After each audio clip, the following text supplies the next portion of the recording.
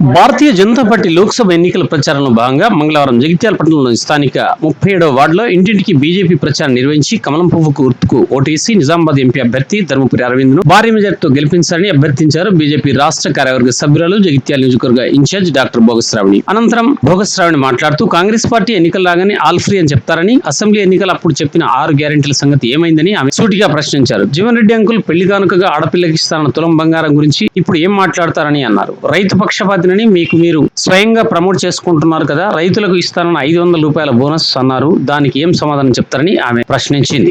జగిత్యాల పట్టణంలో ఇంటింటికి ప్రచారంలో భాగంగా బీజేపీ కార్యకర్తలందరూ కూడా మరి జగిత్యాల పట్టణంలోని కమలా నిలయం గౌరవ రాష్ట్ర కార్యవర్గ సభ్యులైనటువంటి భోగశ్రావణి గారి ఆధ్వర్యంలో ఈరోజు జగిత్యాల పట్టణంలో ఇంటింటి ప్రచారం ఎంపీ అరవింద్ గారి సపోర్ట్గా మేము తిరుగుతూ ఉన్నాం.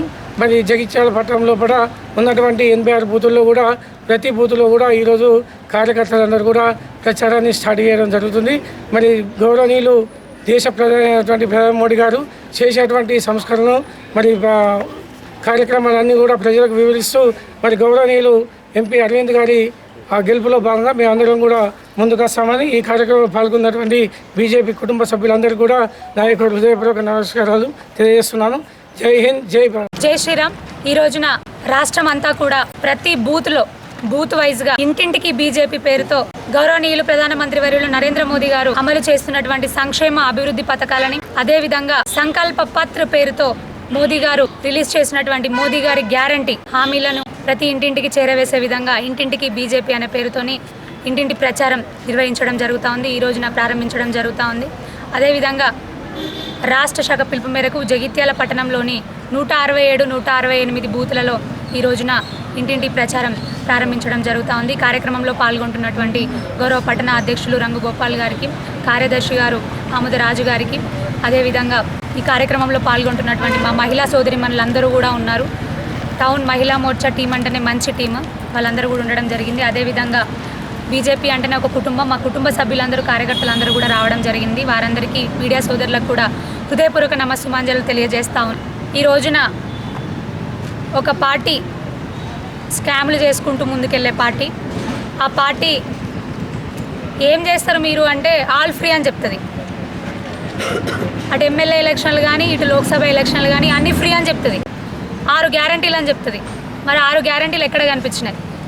అంకుల్ జీవన్ రెడ్డి అంకుల్, మిమ్మల్ని ఒక్కటే అడుగుతా ఉన్నాను నేను, మీరు ఇస్తానన్నటువంటి ఆడపిల్ల పెళ్ళికి తులం బంగారం గురించి మీరు ఏం మాట్లాడతారు? అంకుల్, మీరు రైతు పక్షపాతనని మీరు ప్రమోట్ చేసుకుంటారు కదా, మరి రైతులకు 500 రూపాయల బోనస్ అన్నారు, దాని గురించి మీరు ఏం సమాధానం చెప్తారు? ప్రతి ఇంటికి మహిళకు 2500 చొప్పున ఇస్తాను అని చెప్పిండ్రు కదా, మరి దాని గురించి ఏం మాట్లాడతారు? అంతెందుకు అంకుల్, ఇంకో విషయం అడుగుతాను. బీడీ కార్మికుల గురించి మొన్నేదో మీటింగ్ పెట్టి బాగానే చెప్పిండ్రు కదా అన్ని. బీడీ కార్మికులకు మరి మా ప్రభుత్వం ఏర్పడిన తర్వాత వెంటనే 100 రోజుల లోపల 4000 పెన్షన్ ఇస్తా అన్నారు, దాని గురించి మీరు ఏం సమాధానం చెప్తారు? మీరు ఆడంబరంగా మీరు ప్రారంభించిండ్రు ఉచిత బస్సు సౌకర్యం అని. ఇట్లనే అందరినీ విలేజ్లలో నేను వెళ్ళినప్పుడు లేడీస్ అంటూ ఉన్నారు, మొత్తుకుంటూ ఉన్నారు, ఉచిత బస్సు అని పెట్టిండ్రు కానీ గవే పాత బస్సులు పెట్టిండ్రు, మా నడుములు ఇరుగుతున్నాయి, మోకాల నొప్పులు వస్తున్నాయి మాకు, అవి ఊగిపోయి ఎక్కడ ఇరుగుతుందో తెలియక అని. ఇంత ఘోరమా అంకుల్? ఏవి మరి అంకుల్ మీ 6 గ్యారంటీలు? ఎక్కడ పోయినాయి 6 గ్యారంటీలు? 6 గ్యారంటీల గురించి ముందు మీరు గ్యారంటీ ఇచ్చిన తర్వాతనే మీరు ఓటు అడగాలి ఈ లోక్సభ ఎలక్షన్లలో. ఒకటేదో ఆడంబరంగా మొదలుపెట్టి అది కూడా పూర్తిగా కాకుండా అసంపూర్తిగా ఉన్నటువంటి గ్యారంటీ, ఆ ఒక్క గ్యారంటీ, దానికి మీరు 6 గ్యారంటీలు అని చెప్పుకుంటున్నారు. కొంచెమైనా ఆత్మవిమర్శ చేసుకోండి అంకుల్. మీరు పెద్ద మనుషులు, రాజకీయ ఉద్దండులు, మేము గౌరవం ఇస్తాం, కానీ ఉన్నది ఉన్నట్టు చెప్పాలి కదా. మొన్న మా లచ్చన్న మాట్లాడుతున్నాడు, మా ధర్మపురి అన్న, మీరు అన్నిసార్లు ఓడిపోయినరు కదా లచ్చన్న, ఒకసారి గెలిచిండ్రు. మీరు ఓడిపోయినప్పుడు మరి అక్కడ గెలిచినటువంటి ఎమ్మెల్యే గారు సీనియర్ నాయకులు, చాలా సంవత్సరాల నుంచి గెలిచున్నారు. ఇక్కడ కదా సీనియర్ నాయకులు జీవన్ రెడ్డి అంకుల్ ఎట్లున్నారో అక్కడ కూడా గదే అంకుల్ అట్లనే ఉన్నారు. మరి మీరు అప్పుడు ఓడిపోయినప్పుడు ఆయన తప్పులను ఎలా ఎత్తి చూపినరో, ఆయన చేయని పనులు ఎట్లనో మీరు చేయలేదని ఎత్తి చూపినరో, ఏ స్థాయిలో ఉండి మీరు మాట్లాడినరో గదే స్థాయిలో ఉండి నేను జీవన్ రెడ్డి అంకుల్ గురించి మాట్లాడుతున్నా. కైనల్ లచ్చన్న మీ మీద నాకు గౌరవం ఉంది. మీరు ఓడి గెలిచిండ్రు, గౌరవం ఉంది. ఇప్పుడు గెలిచిండ్రు, మంచిగా చేసుకొని పోతున్నారు. జరంతా చూసుకోండి, మీరు కూడా మీ నియోజకవర్గం కూడా చూసుకోండి. మంచిది మీరు మాట్లాడుతున్నారు. నేను కూడా మీరే స్థాయిలో ఉండి ఆ రోజున తప్పులు ఎత్తి చూపిస్తున్నా, నేను కూడా గదే స్థాయిలో ఉండి తప్పును తప్పు అని చెప్తున్నాను. రాజకీయాల్లో ఉండాలంటే సీనియారిటీ మాత్రమే కాదు, సిన్సియారిటీ కూడా ఇంపార్టెంట్. మా ప్రజలకు కష్టం వచ్చినప్పుడు ఖచ్చితంగా చేసే బాధ్యత మా మీద ఉంటుంది. ఇంకొకటి జీవన్ రెడ్డి అంకుల్ గారు, మీరు ఇంకో విషయం కూడా స్పష్టం చేయాలి ప్రజలకి. డబుల్ బెడ్రూమ్ ఇళ్ళ విషయం ఇక గెలిచిన ఎమ్మెల్యే ఎట్లనో ఆ కీసులు ఇచ్చిండో తెలియదు, కీసులు ఇవ్వలేదో తెలియదు. పాపం కీసులు ఇచ్చిన వాళ్ళకి కూడా అందులో ఉండిపోయి ఉండాలనా లేదా కూడా తెలియదు. చాలామంది గట మీరు ఇంట్లో ఉండకండి, ఇక్కడ ఏ సౌకర్యాలు లేవు, వెళ్ళిపోండి అని చెప్తున్నారట కొంతమంది. మరి అదేందో మీరు స్పష్టం చేయాలి. కనీసం మీరన్నా అది ఇవ్వగలుగుతారా మీ ప్రభుత్వ హయాంలో? అది స్పష్టం చేసి మీరు ప్రజలకు దాన్ని స్పష్టం చేసి ఓట్లు అడిగితే బాగుంటుందని సందర్భంగా నేను తెలియజేస్తున్నాను. అదేవిధంగా సంకల్ప పత్ర పేరుతో గౌరవనీయులు నరేంద్ర మోదీ వర్యులు మంచి పథకాలని ప్రజల ముందుకు మరిన్ని తీసుకొని వస్తూ ఉన్నారు. మహిళల కోసం, మరీ ముఖ్యంగా మహిళల కోసం లక్పతి దీది పేరుతోని, అంటే మహిళలు వారి స్వావలంబనతో లక్షాధికారులు అయ్యే విధంగా ఏ విధంగా రుణాలు ఇస్తున్నారో వాటిని మరింతగా పెంపొందించడానికి ఇదివరకే 1 కోటి మంది అందులో లబ్ధిదారులైనరు. ఇక మీదట 3 కోట్ల మంది మహిళలను అందులో చేర్చే విధంగా వారు హామీ ఇవ్వడం జరిగింది. అదేవిధంగా మహిళల కోసం ముద్రా రుణాలు 10 లక్షల వరకు ఇదివరకు ఇస్తుండే, ఎలాంటి షూరిటీ లేకుండా సబ్సిడీలతోని. ఇప్పుడు దాన్ని 20 లక్షలకు పెంపొందించడం జరిగింది. మరి మహిళల ఆరోగ్య సేవలను మరింత విస్తరించడం జరిగింది. కానీ దయచేసి ఒక్కసారి ఆలోచించండి, ఎట్లా దేశంలో గెలిచేది మళ్ళీ అక్కడ వచ్చేది మోదీ గారే.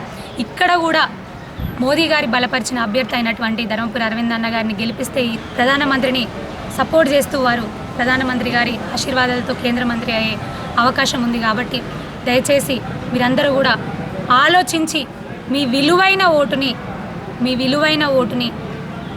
మీ విలువ కాపాడుకునే విధంగా, ఆ ఓటు విలువ కాపాడుకునే విధంగా వేయగలరని, ఆలోచించి వేయగలరని మరొక్కసారి ప్రార్థన చేస్తూ అందరికీ కూడా ధన్యవాదాలు. ఈరోజు పోచమ్మ వాడకట్టు 148లో ఇంటింటికి ప్రచార కార్యక్రమాన్ని జగిత్యాల్లో స్టార్ట్ చేయడం జరిగింది. ఈరోజు తెలంగాణ వ్యాప్తంగా ప్రతి బూతులో కార్యకర్త ఇంటింటికి వెళ్ళాలనేది రాష్ట్ర పార్టీ ఆలోచన. దానికి అనుకూలంగానే ఈరోజు ప్రతి ఇంటికి బీజేపీ అనే నినాదంతో కార్యకర్త సోదరులు ప్రతి ఇంటిని టచ్ చేయాలా, ఒక రోజులోనే ప్రతి విలేజ్ని కూడా టచ్ చేయాలనేది పార్టీ ఆదేశించింది. దానికి అనుసారంగానే ఈరోజు కార్యక్రమాన్ని చేయడం జరిగింది. ఈరోజు నేను భోగస్వామి గారు రాష్ట్ర కార్యవర్గ సభ్యురాలు, నేను ఓబీసీ మోర్చా జిల్లా అధ్యక్షుడు గంగాధర్ గారు, అలాగే జిల్లా ప్రధాన కార్యదర్శి గారు రాగిల సత్యనారాయణ గారు, రంగు గోపాల్ గారు పట్టణ అధ్యక్షులు మరియు మిగతా నాయకులందరం కలిసి ఈరోజు ఈ 148 బూత్లో ఇంటింటికి ప్రచారం చేయడం జరిగింది. ఈరోజు రేపు రాబోయే శ్రీరామనవమి కూడా జిల్లా ప్రజలకు కానీ జగిత్యాల ప్రజలందరికీ కూడా నా యొక్క శుభాకాంక్షలు. ఎందుకంటే ఇన్ని రోజులు ఎన్నో ఏళ్ళకి చేస్తూ ఉన్నాం బ్రహ్మాండంగా. కానీ ఇప్పుడు ఒక డిఫరెన్స్, ఈ 500 సంవత్సరాల నుండి కూడా మన కళను నెరవేర్చినటువంటి వ్యక్తి మన ప్రియతమ ప్రధానమంత్రి గారు. ఎందుకంటే భవ్యమైన దివ్యమైన రామ మందిరాన్ని అయోధ్యలో కట్టుకున్నాం. ఇది ఒక నిజంగా కూడా భారత ప్రజలందరూ కూడా సంతోషంతో శ్రీరామనవమి ఈసారి చేసుకుంటున్నారు. నిజంగా కూడా ప్రధానమంత్రి గారు కూడా ఈ సందర్భంగా వారికి కూడా నమస్కారాలు తెలియజేస్తూ ఉన్నాను. ఈరోజు ఇలా మన అభ్యర్థి, మన పార్లమెంటు సభ్యులు ధర్మపురి అరవింద్ అన్న గారిని పెద్ద ఎత్తున మెజార్టీతో గెలిపించడానికి కూడా ప్రజలు కూడా సిద్ధంగా ఉన్నారు. పెద్ద మెజార్టీతో కమలం గుర్తుపై ఓటు వేసి అరవింద్ అన్నను గెలిపించాలని ఈ 148 ప్రజలే కాకుండా యావత్తు మా పార్లమెంటు ప్రజలు కానీ మా జిల్లా ప్రజలందరికీ కూడా కోరుకుంటున్నాను.